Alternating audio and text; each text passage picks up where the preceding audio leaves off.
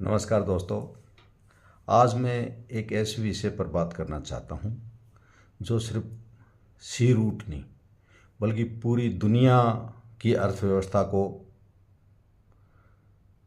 और स्थिरता से जुड़ा हुआ है और प्रभावित करता है। अंतर्राष्ट्रीय जल डमरू, जिसको हम स्ट्रेट ऑफ हॉर्मुज़, आजकल उसी की चर्चा चल रही है,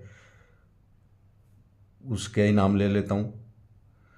जो अंतर्राष्ट्रीय सी नेविगेशन है उसको बहुत प्रभावित कर रहा है और उसको स्वतंत्र होने की बहुत ज़रूरत है।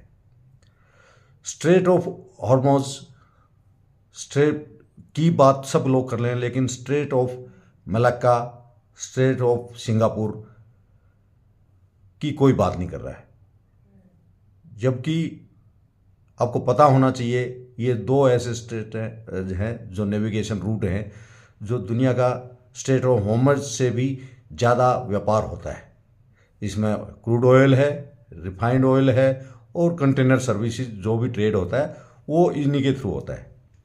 और ये ऐसी भौगोलिक स्थिति है वहाँ, वो भी एक चौक पॉइंट हो सकता है।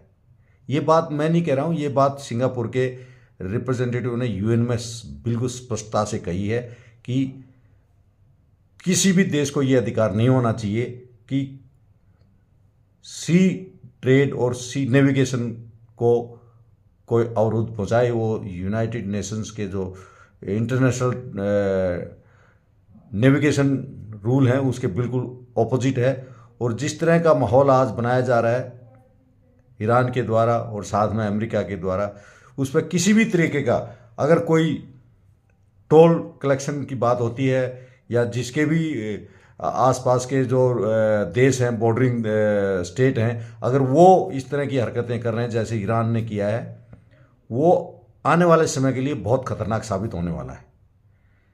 मैं किसी का पक्ष नहीं ले रहा हूँ, लेकिन ये एक बहुत रियलिटी है कि आज अगर इस इंटरनेशनल कम्युनिटी ने इस स्थिति से नहीं निपटा गया, इस तरह की हरकतों को रोकने का कोई परमानेंट बंदोबस्त नहीं किया, तो आप समझ लीजिए ना कि आने वाले समय में सिंगापुर, ये तो जो स्ट्रेट ऑफ हॉर्मुज़ है वो 26 किलोमीटर चौड़ा है बताते हैं, जबकि सिंगापुर के पास से तो ये नेविगेशन और चौक पॉइंट जो है ना केवल 2 किलोमीटर ही है, और जिसमें से दुनिया भर का ट्रेड होता है। कल को सिंगापुर और मलेशिया, ताइवान, ये सब मिलके इस रूट को अगर क्लोज करेंगे तो दुनिया चल नहीं पाएगी। इसलिए ये एक परंपरा गलत हो रही है। ठीक है, हम ये नहीं कहते कि आप ईरान को बर्बाद कर दें या अमेरिका सब नहीं, युद्ध होना, युद्ध कोई भी समर्थन नहीं करता है, लेकिन जिस तरह से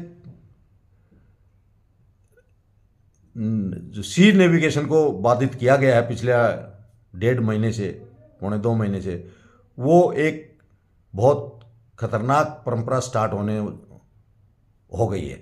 अगर आगे ये कंटिन्यू रहता है तो मेरा ये मानना है कि पूरी इंटरनेशनल कम्युनिटी को सी नेविगेशन, जो यूएन के तहत जो इस देश इसके सिग्नेटरी हैं, उन सबको इस तरह के जो अवरोध पहुंचा रहे हैं, जिनके कल को कोई हिंद महासागर में भी एक टापू है, आप अमेरिका लिए बैठा है और उधर इंडिया है, सब लोग बंद करना शुरू कर दें, किसी भी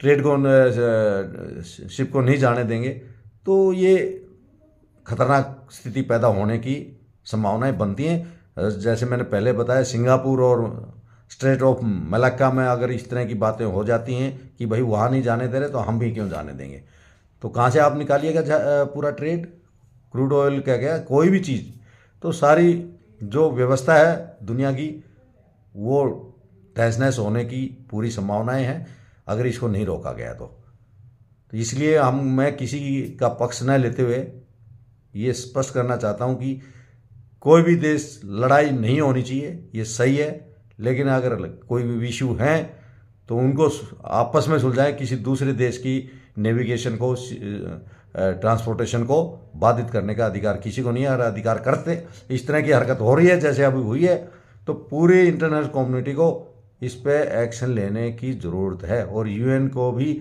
अपनी यूएन फोर्सेज इकट्ठी करके सब देश जो उसके हैं, इसको स्ट्रेट ऑफ हॉर्मज को खुलाने की तुरंत आवश्यकता है। नहीं तो कल को दूसरे रूट भी ऐसे हैं जिनसे कोई ट्रेड कर नहीं पाएगा और पूरी अर्थव्यवस्था जो है तहस नहस होने की पूरी संभावना है। कुछ लोग इसी में लगे हुए हैं, बोल इसलिए नहीं रहे कि अपना अपना हित है, हमारा भी हित है। हम लोग भी बहुत ओपनली कुछ बोले नहीं है, न ईरान के पक्ष में बोले न अमेरिका के पक्ष में। ऐसे बहुत से देश हैं जो एक पक्ष में बोल रहे हैं, एक दूसरे विपक्ष में बोल रहे हैं। लेकिन इन सब के होते हुए भी इस विषय पर नेविगेशन, फ्री नेविगेशन रखने की अति आवश्यकता है और इस पर सभी देशों को ध्यान देना चाहिए। मैं आपसे भी अनुरोध करता हूँ, मेरी बातों पे आपको कोई कमेंट्स करना है तो आप कर सकते हैं। जय हिंद, जय भारत।